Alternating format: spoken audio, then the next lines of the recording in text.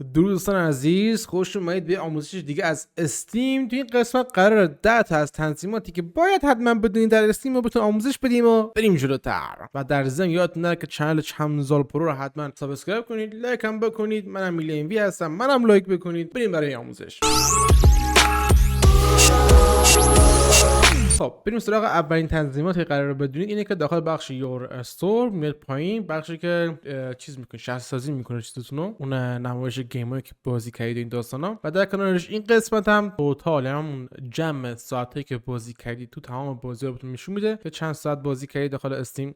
و اینجا میتونید شخصی سازی کنید. یعنی چی؟ یعنی بگید آقا این گیم ها رو داخل مثلا پروفایل من نشون بده، از years مثلا فلان سال گذشته نشون بده، از اینجا نشون بده، یا اصلا تگ میکنید مثلا این بازی رو من نشون نده. خب من بعضی میبینی بازی مسجل دادن و نمیخوان تو پروفایلشون به نمایش در بیاد. این از این قضیه. بریم سراغ نکته بعدی. خب نکته بعدی که قرار بهتون بگم نکته خیلی کاربردیه که خیلی نیاز دارید. معمولا شما دوستان عزیز گول پگول اینجا روی خود کلیکینگ، روی این ذره بین کلیک کنید، این دکمه رو بزنید. این چیکار میکنه؟ میاد اونایی که تخفیف خوردن رو به شما نشون میده. حالا چی بهتر از اون؟ اینو بچسبونید ته. خب تمام بازی که فری هستن بهتون نشون میده. حالا الان فری نداریم، حالا میایم جلوتر مثلا نشون میده مثلا اینقدر واسه پولتون هم میگه مثلا اینقدر پول میتونید گیم‌ها رو بخرید. خب توجه کردید مثلا اینا رو آورده الان با تقریبا جاست کاست مثلا با اینقدر میتونی بگیریش.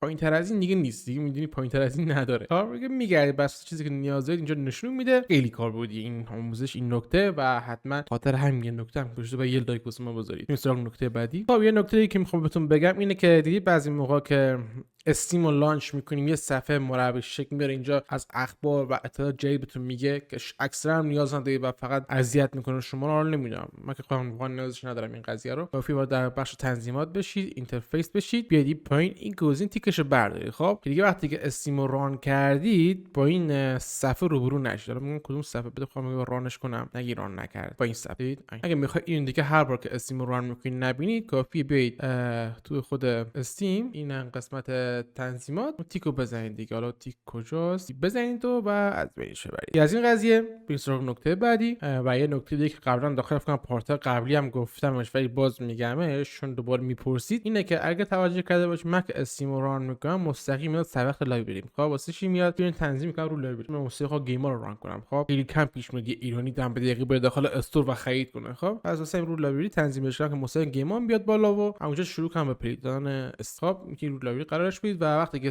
استیم ران میشه مستقیم با صفحه لایبرری خودتون روبرو میشید. از این نکته بریم سراغ نکته بعدی. خب نکته بعدی اینه که خیلی‌ها پرسیدن آقا می‌خوایم تمپلیمون نشون داده نشه یا فقط فرندام ببینن یا اصلا می‌خوایم آقا پروفایلم پرایوت بمونه دیگه. درسته؟ کافیه شما وارد این قسمت بشید، اینجا خود این کلیک کنید رو خود این قسمت، بعد وارد اون چی میگن تنظیمات خود پریوسی چیزتون بشید، پروفایلتون کجا رفت؟ خب این قسمت که اومد اینجاست. کن این قسمت اینو بزنید. خب میگی فقط فرندا ببینن یا پرایوت باشه کلا کسی نبینه. خب یا نمیدونم لیست تو من فرند لیست مثلا من اینو بعد بذارم حتما فقط فرندام ببینن. اینونتوری ما حالا باز میذارم فرندام ببینن. نیاز دیتیلز گیم رو میذارم بقیه ببینن. مای پروفایل رو میذارم فقط فرندام ببینن. و خلاصه این چیزا که دارید شما. خب تنظیمات شخصی خودمه. دیتیلز گیم رو کاش بزنم چیز. حالا اینو بزنم چیز همش شدن اونلی فرند. یو نو پابلیکش کنم اینو میذارم رو فرند. خب بعد دیگه خوب حالا پابلیک باشه اون مشکلی نیست. خب این از این قضیه.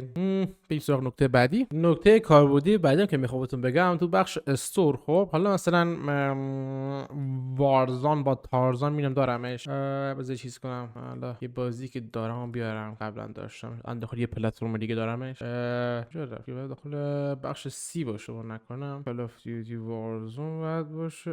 استور پیجش که برم. خب بزنیم ببینیم. اینه که ببینیم نگاه کن یه گزینه اینجا هست. خب اینجا میتونی بهش بگی که من داخل یه پلتفرم دیگه دارم این بازی انجام میدم و اینجا هم دارمش. این داستانا مثلا اینه که بزنی دیگه میگه آقا تو پلتفرم دیگه هست یا نه. میگی آره من قرار دارم مثلا این بازی رو بخرم. اینجا که بشناسایی کنی از وقت توی پلتفرم دیگه داشته باشیش خیلی به قول معروف چی بهش میگن کاربردی میشه. شاید بخوای مثلا یه سری کارا مثلا بتل پس این داستانا خیلی این انتقالش بدی واسه مثلا بتل نت این به درتون میخوره. نظر خودم که عملیه، نظر خودتون نمیدونم، ولی این یه نکته بود که بابتون میگفتم. بریم سراغ نکته بعدی. و یه نکته دیگه همین الان بگم، فکر نکنید اینجا خرید کنید تو بتل نت خرید میکنه، نه این قضیهش فرق داره. اینو فقط واسه این گذاشتن که بهش فکر آقا تو گیم میگی توی بتل نت داخل یه پلتفرم دیگه بازی خریدم و دارم و حالا اشتراک دیتیلز اون اکانتتون رو با اون اکانت انجام میده دیگه. چیزی که داخل این هست داخل اونم اجراش میکنه. همون تموم شد. یعنی این نیست از این خرید کنی اونور اجرا بشه، نه. خب نکته بعدی که میخوام بگم، نکته میگم واقعا کاربردی. آقا بخش سیتینگ دوباره میریم داخل بخش استوریج این قسمت. خب اینجا شما تعیین میکنید که دیفالت گیمی که میخواید نصب بشه کدوم درایوتونه. مثلا درایو دیم که 2 ترابایت جا داره، نه درایو سی که 500 گیگ جا داره. گذاشتم رو درایو دیم، اسمش رو گیم داستان تهیهش کردم، ستارهش میذارم، فیوریتش هم کردم که بعد آقا فقط توی این درایو مستقیم دیفالت برو نصب کن، تو درایو دیگه و داخل جای دیگه اصلا نصب نکن. کلا بقیه چیزاتون نشون میده، چی بهش میگن اون چیزا که نصب دارید این داستانا داخل درایو سی که فقط این نصب دارم. اگه بیام درایو این انتخاب کنم تمام گیمایی که توش نصب دارم نشون میده. اگه مثلا یه هارد جدید میخرید، خب یا این هاردتون مشکل داره یا به هر دلیلی میخواید این بازی‌ها رو بندازید داخل با یه درایو دیگه و یه جای دیگه بندازیدشون، خب و حوصله ندید دونه دونه پیدا کنید و برید پوش بندی داستانا کنید، بهترین کار اینه که به اینجا اینتری تیکشون رو بزنید و گزینه موو رو بزنید، خب و مستقیم توی هارد دیگه میره. به این شکل راحت انجام میدید و تیک همه رو بزنید، همه رو پاک کنید. اینجا بهترین راه واسه انجام انتقال و حذف و این داستانای بازی هستش که هم گفتم بهتون بگم که میدونم خیلی درنده نیاز دارید بخیر واسه دوستانتون مثلا یه سری گیم‌های زیادی رو مثلا بکاپ گیری کنید، مستقیم هاردش رو میگیرید و تیک اینو میزنید، انتقال میدید رو هارد اونور و اون میره داخل سیستم خودش هارد رو وصل میکنه و دوباره تیکش میزنه انتقال میده رو هارد خودش. دیگه نمیخواید پروسه بکاپ گیری زیاد رو انجام بدید. خب اگه مثلا مثل این 20 تا بازی یه جا بخواد، اگه نه یه تگ بازی بود هم بکاپ بگیرید کار را میندازه. بریم سراغ نکته بعدی. نکته بعدی تو همین نسخ حذف داستان هست. اینم بهتون بگم این ان شاءالله بعضی استفاده میکردن نمیکردن نکنید. شما کافیه مثلا اینجا میخواید دونه دونه رو اینا هم حذف کنید یا مثلا نصب کنید، کنترل رو بگیرید تیکشون رو بزنید، خب این تیک پیداش میکنه، راست کلیک بزنید روشون نکن به این شکل میذاری اینستال چیزایی که سلکت کردی یا مثلا ریموو چیزایی که سلکت کردی. خب یا مثلا آقا منیجمنتش میری یا مثلا نوشته این توی هیدنش کنم، اینا میتونید با گرفتن دکمنت کنترل این کارا رو انجام بدید. داخل ریدتون گفتم اینم بهتون بگم. خب اینم یه چیزی اضافه بر نکته قبلی بود. این جلوتر خب نکته بعدی خیلی باحاله، اینم بهتون بگم چون استفاده زیادی داره واسهتون. بخش کاستومایز کردن فرنداتون. خب که بخواید اون مثلا فرنداتون رو کاستومایز کنید، نه مثلا خود ریل امین خوب بود اومد بالا. خب اینجا کافیه من رو ریل امین راست کلیک کنم، بخش منیجمنت برم، اد نیک نیم میتونم بزنم و این داستانا، نوتیفیکیشن میتونم تغییر بدم و این داستانا و هر چیزی که بخوام. مثلا یه تست بزنم مثلا اد نیک نیم، خب مثلا به جای دیگه ریل امین من نشون بده، خب مثلا یه چیزی که خودم دوست دارم نشون میده، خب مثلا امین ریل به من نشون بده، اسمش رو می‌نویسم. خب ولی خب من این کارو نمی‌کنم. یادم مثلا من آقا وقتی که میخوام این به اینوایت داد به پیام داد بفهمم این بوده، مثلا این شخص مثلا من خیلی باش پلی میدم. خب تو بخش نوتیفیکیشن که بیام، خب میذارم شخصی سازیش کنم، آقا صدا این حتما بهم صدا بده، صداش چی باشه، چه آهنگی رو این پلی بشه، مثلا چه دیلینگی بیاد، چه زنگی بزنه، خلاص هر چیزی که بخوام اینجا میتونم کاستومایز کنم واسش و اون چیزی که میخوام بهم نشون بده و انجام بده. یه از این و یه سری چیزا دیگه هم که باشه حالا چک کنم بهتر بهتون بگم.